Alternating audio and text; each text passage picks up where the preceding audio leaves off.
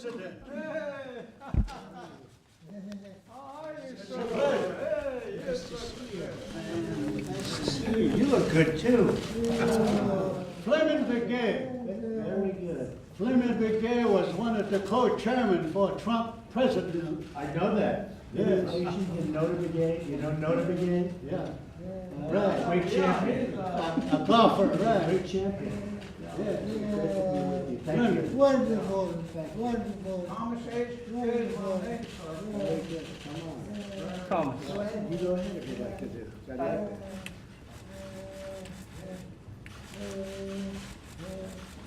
Please.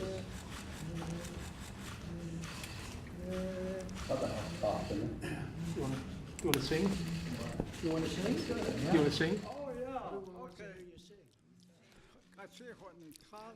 Thank you, Honorable President of this great United States of America, President Trump.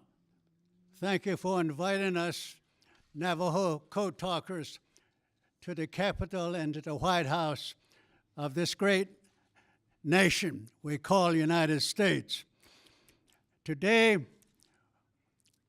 we have with us 3 of the 13 surviving Navajo Code Talkers of World War II. First, we have Fleming Begay. Fleming Begay is 97 years old, the older veteran of World War II. He survived the Battle of Tarawa. His landing craft was blown up, and he literally had to swim to the beach to survive. Also, on Saipan, he also landed on Tinian, where he got shot up real badly. Survived 1 year in Naval Hospital. We have Thomas Begay, also one of the code talkers who were on Iwo Jima, a tough battle. Quad 3 Marine Division landed on Iwo. 5th Marine Division, he was a part of the code talkers within the 5th Marine Division. Also, as if Marine Corps was not enough, he enlisted to be United States Army, served in the Korean War, survived that awful battle at Kosan. My name is Peter McDonald. I'm the president of the 13 surviving Navajo Code Talkers. I went in, I'm 90 years old. I went in when I was 15 years old in early 1944. I was with the 1st Marine Brigade on Guam, and then went on to North China with 6th Marine Division to get those Japanese in northern China to surrender.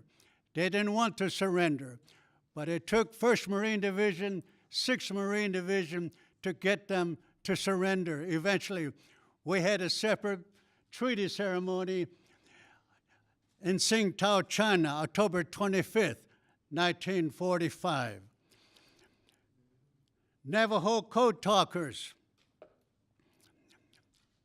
In the early part of World War II, the enemy was breaking every military code that was being used in the Pacific.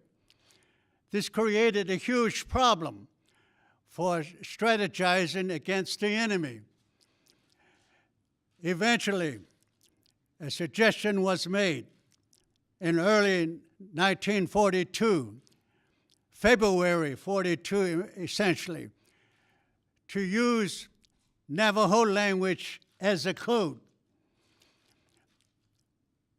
Marine Corps recruited 29 young Navajos, not telling them what they are being recruited for, because this was a top secret operation. They were just asked, you want to join the Marines? You want to fight the enemy? Come join the Marines. So they volunteered. 29 young Navajos joined the Marines in 1942. After going through boot camp, passed boot camp with flying colors, combat training, the same thing. Then into Marine Corps Communication School, passed that. Then they were separated from all the rest of the Marines, took them to a top secret location just east of San Diego, Camp Elliott. That's where they created a military code to be used in the Pacific. After creating 260 code words, the 29 young Marines, half of them were sent overseas to join the 1st Marine Division. 1st Marine Division was getting ready to go on the first offensive movement in the Pacific, Guadalcanal.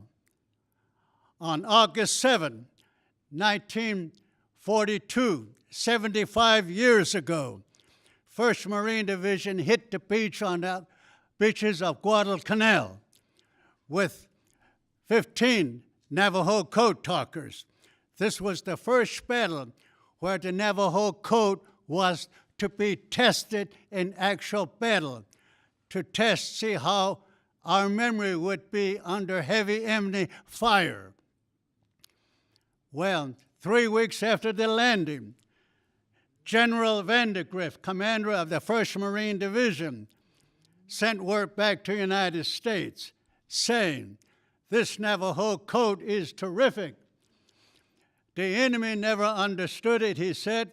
"We don't understand it either, but it works. Send us some more Navajos." So that opened up the gate for the United States Marine Corps San Diego to start recruiting more and more Navajos, using the same tactics. You want to fight, you want to join the Marines, you want to wear this beautiful blue uniform, come join the Marines. So we all volunteered. That's how he went in, that's how he went in, that's how I went in. Boot camp, combat training, communication school. Then we all get separated, go to that special top secret Navajo code school to learn the code. Initially, 260 code words, all subject to memory only. Eventually, by the time the war ended, 1945, there were 400 of us that went to war. And also code words grew to 600 code words subject to memory only. In every battle, 2 communication networks were established. Navajo Communication Network for all top secret confidential messages. The second network, English network, for all other messages. In every battle, from the front line, beach command post, command ship, all other ships, code talkers were used. On the island of Iwo, Major Connor said, the first 48 hours of battle, over 800 messages were sent by the 5th Marine Division only. The first 48 hours, over 800 messages. Major Connor also said, without Navajo, Marines would never have taken the island of Iwo Jima.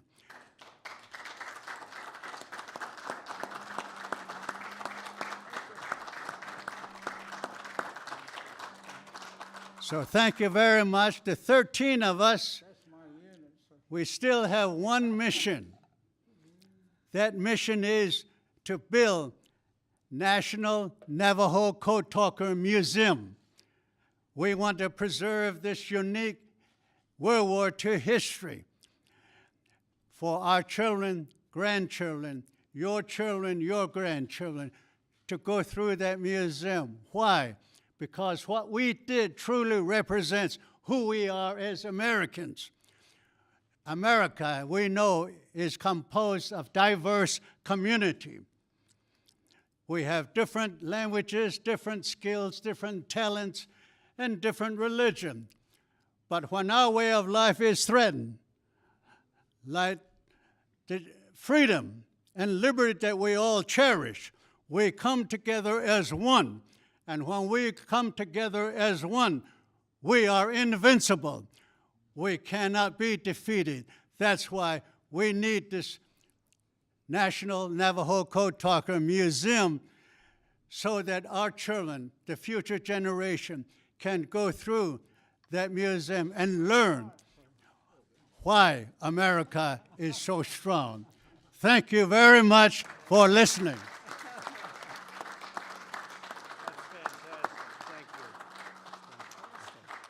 That's fantastic. Thank you very much. Beautiful. Yes. That was so incredible, and now I don't have to make my speech. I had the most beautiful speech written out. I was so proud of it. Look, and I thought you would leave out Iwo Jima, but you got that in the end, too. And I want to tell you, you said you're 90 years old? That's great, because you have good genes. That means the press has got me to kick around for a long time. That was beautiful. I love that, and I loved your delivery. And the code talkers are amazing. And seriously, it is what I said. So what I'm going to do is give you my speech, and I want you to hold that. And I know you like me, so you'll save it. But that was so well delivered from the heart. That was from the heart. Yes. So I want to give you this speech because I don't want to bore them with saying the same thing you just said. And you said it better, believe me. Yes. Because you said it right from here, and I mean it from there, too. And you have a lot of great friends. Tom Cole is here, and you know Tom, and you know Jeff. So I want to thank you both, Jeff Dunham. I want to thank you both for being here, and you two for being here. Also, General Dumford, head of the Joint Chiefs of Staff, and General Kelly. And I have to say, I said to General Kelly, I said, General, how good, here he is right there, the chief. He's the general and the chief. I said, how good were these code talkers? What was it? He said, sir, you have no idea. You have no idea how great they were, what they've done for this country, and the strength and the bravery and the love that they had for the country and that you have for the country. So that was the ultimate statement from General Kelly, the importance. And I just want to thank you because you're very, very special people. You were here long before any of us were here, although we have a representative in Congress who they say was here a long time ago. They call her Pocahontas. But you know what? I like you because you are special. You are special people. You are really incredible people. And I have to, from the heart, from the absolute heart, we appreciate what you've done, how you've done it, the bravery that you displayed, and the love that you have for your country. Tom, I would say that's as good as it gets, wouldn't you say? That's as good as you get. General Kelly, just come up for 1 second. I want to just have you say what you told me a little bit about the code talkers, because it really has been learning about you and learning about what you've done has been something that I'd like General Kelly to say to the press. Go ahead, General. Well, sir, as you know, being associated with the United States Marines, it's as much a cult as it is a service, and we never forget. Our motto, of course, is Semper Fidelis, always faithful. Whether you're a young recruit at Parris Island or San Diego, or a middle-aged guy from out west, what these men did, the advantage they gave our Marines when they invaded Iwo Jima was really, and I think it was pointed out, was one of the very few factors that allowed us to be successful on that island. Their ability to outwit the Japanese, who were, listening to this wonderful language and had no idea that a language like this existed on the earth. What they did, very small number of men, sir, made the difference. We lost 6,000 Marines and 25,000 wounded on that island in 28 days of battle. It would have been a lot worse had we not had the Navajo code talkers, and I thank you. Semper Fidelis. So they're working on building a Navajo Code Talkers Museum, and we will help you, okay? And we have some pretty good strength. We will help you, and you deserve it. And I want to thank you all for being here. I assume you're the young one in the group? Are you the young one in the group? Huh? Thank you so much for being here. You're very special people. And without you, maybe the results would have been a lot different. I've heard that actually the results could have very well been different. So on behalf of the United States, thank you all. Very much appreciated. Thank you.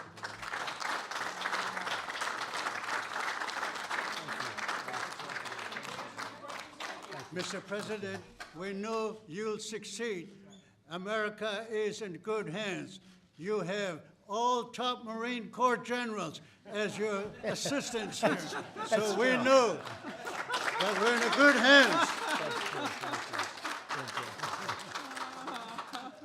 What a group. This is a great group. Thank you all very much. Thank you. I think the tax bill is going very well. We had a meeting on it today.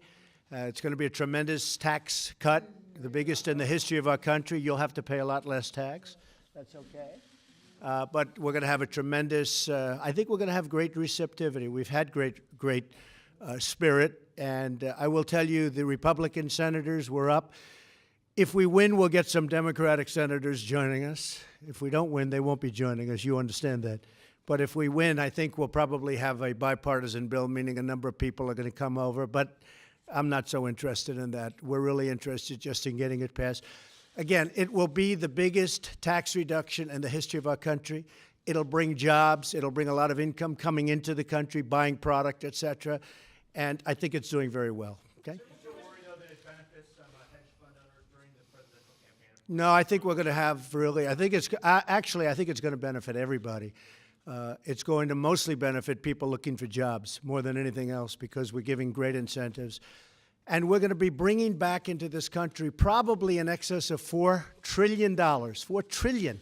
That's outside of the country that right now, because of our tax laws, can't come back in. And we will be bringing back at least, I think the number will be substantially higher, but at least $4 trillion, which will immediately be put to work in this country. So I think the tax bill is doing very well, and I think the Republicans are going to be very proud of it. Thank you. Thank you.